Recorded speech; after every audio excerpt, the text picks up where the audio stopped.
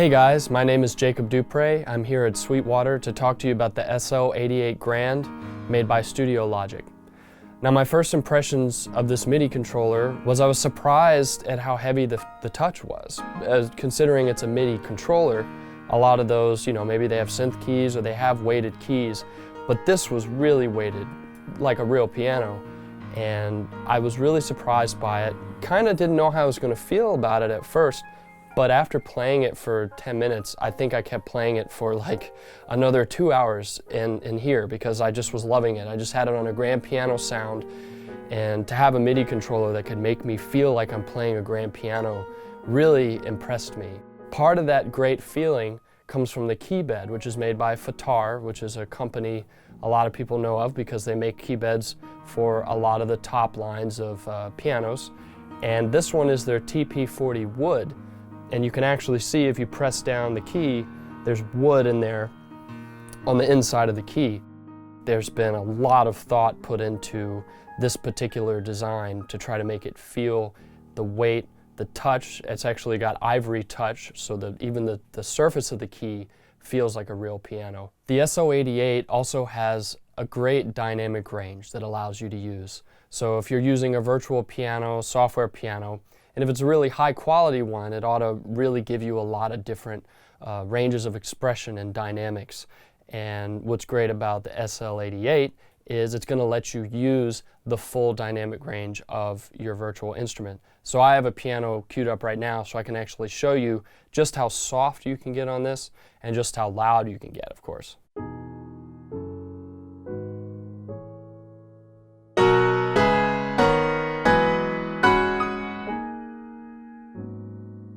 It's almost softer than you could get on a grand.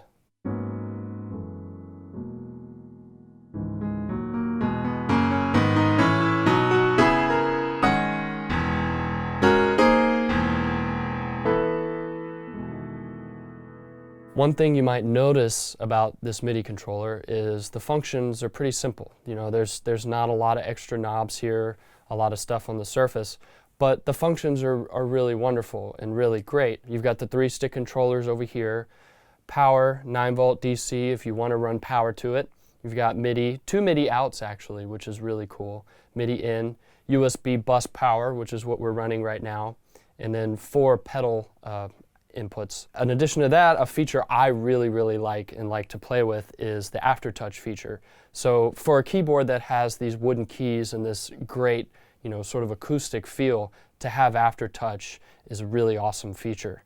So I'll just show you some of that now.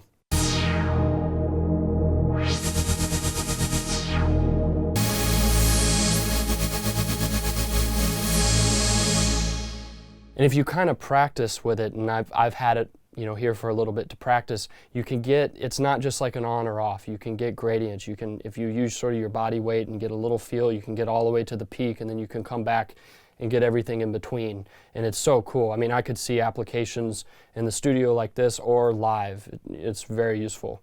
The stick controllers can be assigned to different parameters to shape your sound. So stick 2 is queued up right now. I can show you that.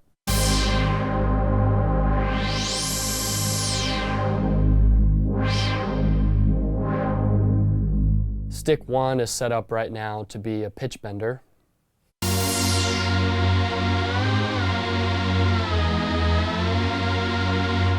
The color display is really easy to use and gives you a lot of options to manipulate different settings of the virtual instruments you have coming through. It has this directional pad here, and I can do stuff like I can go into instrument 1 and change the velocity curve. Sometimes that's really useful, actually, if some software instruments will react different to different velocity settings.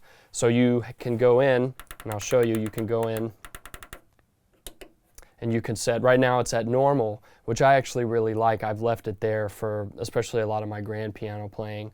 But you could say, you could set it to soft or hard. Sometimes if you have a drum kit, you want to set it to where the velocities are going to be higher, so you don't have to punch so hard. You can do that. You can also set your own user settings. So that right now it's on user 1.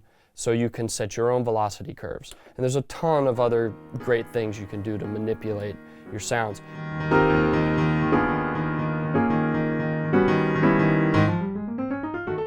All the settings you can adjust here on the color display can also be done on the SL editor, which is a software that you can download that comes with and works with this keyboard. So I can go in here to Instrument Sound 1 and I can pull up the velocity curve settings. So if I have a user curve that I created here or there, I can create it either place, I can load it into the keyboard and adjust it from here. That functionality and the way the software can communicate with the keyboard is a great feature, especially for live settings if you're running this in a band or something like that. The velocity curve is just one setting on this MIDI controller. There are a lot of different things you can change. There's MIDI port options, channel, you can transpose it up and down different octaves. All those kind of typical things you see with a MIDI controller, all worth exploring.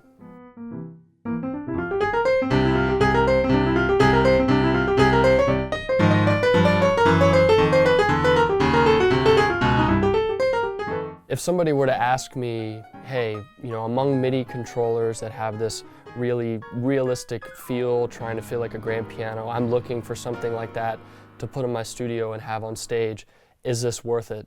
And I would say yes, it's definitely worth it, because like I said, I've enjoyed having it here and playing it.